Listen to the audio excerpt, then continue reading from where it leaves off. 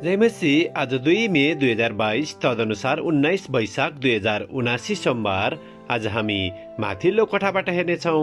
आजको शीर्षक छ प्रार्थनामा कुनै दूरी हुँदैन। आज हामी परमेश्वरको वचन मत्ती 8को 5 देखि 13 सम्म पाठ गर्नेछौँ। येशू कफरनहुममा पस्नुहुँदा एकजना कप्तान उहाँ आएर बिन्ती गर्न लागे। तिनले भने, हे प्रभु, मेरो नोकर पक्षघातले साह्रै दुःख पाएर घरमा ओछ्यान परेको छ। उहाँले तिनलाई भन्नुभयो, म आएर त्यसलाई निको पार्नेछु। तर कप्तानले भने, हे प्रभु, तपाईलाई मेरो घरमा स्वागत गर्ने योग्यको म छैन। तर वचन मात्र बोलिदिनुहोस् र मेरो नोकर निको हुनेछ। किनकि म पनि अधिकारीहरूका अधीनमा छु अनि मेरो अधीनमा सिपाहीहरू छन्। म एकजनालाई जा भन्छु अनि त्यो जान्छ र अर्कालाई आइज भन्छु अनि त्यो आउँछ। मेरो कमरालाई यसो गर भन्छु अनि त्यसले त्यो गर्छ। तिनको कुरा सुनेर येशूले आश्चर्य मान्नुभयो र उहाँको पछि आउनेहरूलाई भन्नुभयो, साँच्चै म तिमीहरूलाई भन्दछु, इजरायलमा पनि यति ठुलो विश्वास मैले भेट्टाएको छैन।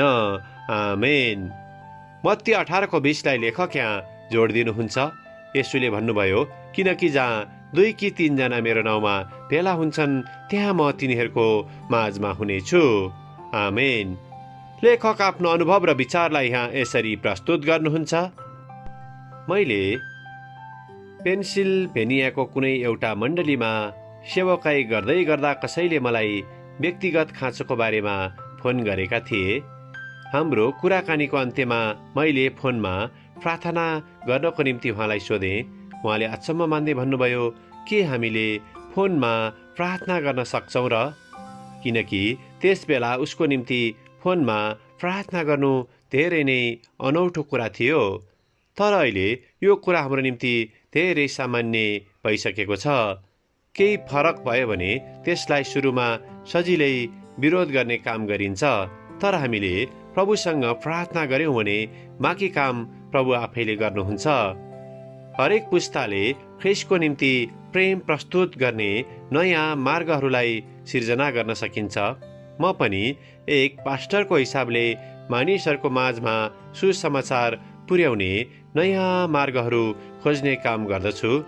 सामाजिक सञ्जाल पनि येशू र उहाँले क्रुसमा हाम्रो निम्ति गर्नुभएको उद्धारको प्रेम घोषणा गर्ने नयाँ माध्यम भएको छ।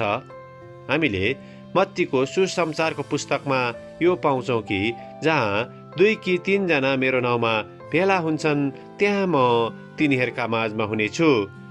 ख्रिस्ट यस्तो किसिमको बाटो हुनुहुन्छ जसले नयाँ प्रविधिद्वारा पनि हामीलाई सँगै उहाँको राज्यमा जोड्नुहुन्छ। धेरै वर्षसम्म मैले अर्को एउटा शब्द सुने जुन शब्द मेरो मनमा गाडियो। जब म फोन र सामाजिक सञ्जालद्वारा मानिसको निम्ति प्रार्थना गर्छु तब मैले त्यसको बारेमा सोच्छु।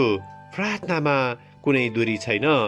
ख्रिस्टको कारण हामी सँगै जोडिने बलियो आधार भएको छ। आमेन। आजको विचार, प्रार्थनामा कुनै दूरी हुँदैन। प्रार्थना, प्यारो प्रभु, हामीलाई यो सम्झना गराउनुहोस् कि हामी भौतिक रूपमा जति टाढा भए तापनि तपाईँले हामीलाई आफ्नो समुदायमा खिच्न सक्नुहुन्छ। तपाईँको पवित्र नाउँमा हामी प्रार्थना गर्छौँ, येशूको नाउँमा। आमेन।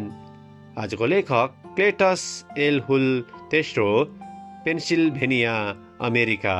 आजको प्रार्थनाको विषय, नयाँ प्रविधिद्वारा सेवकाई गरिरहेका अगुवाहरूको निम्ति।